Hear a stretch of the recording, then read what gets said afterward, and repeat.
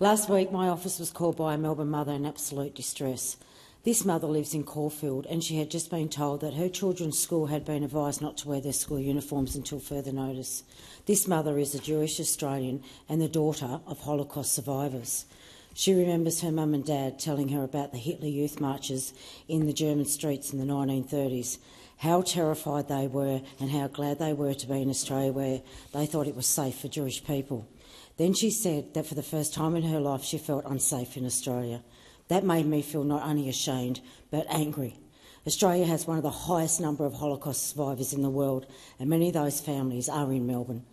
At a pro-Palestinian rally in Melbourne last weekend, there were chants of "From the river to the sea, Palestine will be free." In other words, the eradication of Israel. For Jewish Australians, these marches are deeply hurtful. People marching and chanting for the eradication of Jews, once again, is absolutely terrifying. I support Australians' right to protest, but that protest has to be peaceful and not the violence of language. Political and community leaders who attend these protests have a responsibility to lower the temperature where they can, not to dial it up. Palestinians are suffering terribly, but hate speeches don't help Palestinians. Hate speech divides us and causes more pain on all sides. Hate speech and division in our society is just what the terrorists want, and you're playing right into their hands. Good for you. And what example does that set for our Aussie kids, eh? That when we protest, we have to call for the eradication or the killing of others. My goodness. Is that what we want to teach them, is it? Is it important? It is important at times like these that the leaders don't take the easy path. It's important at times like these that great leaders take the harder path and are able to see and hear the pain of all the people. But leaders in parts of our community are not choosing the hard path. Oh no, they're only choosing sides. They're not only choosing sides, they are amping up their feelings of despair and failing to call out war crimes. There are perhaps no more influential leaders in our communities than our teachers.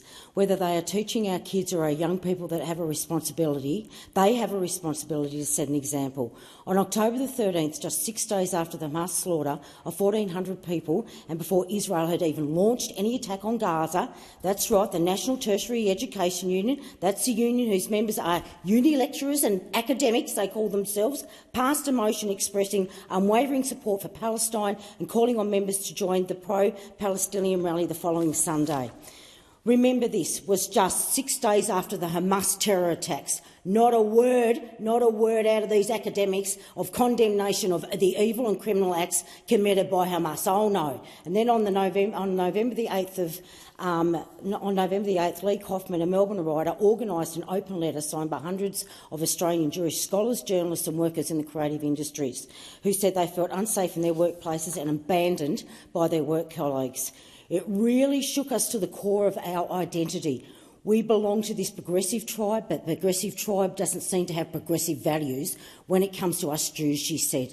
Another group of progressive that also don't seem to be living up to their progressive values is the Victorian branch of the Australian Education Union. And this week they sent flyers to Victorian schools asking teachers and kids to join what they called a week of action in solidarity with Palestine.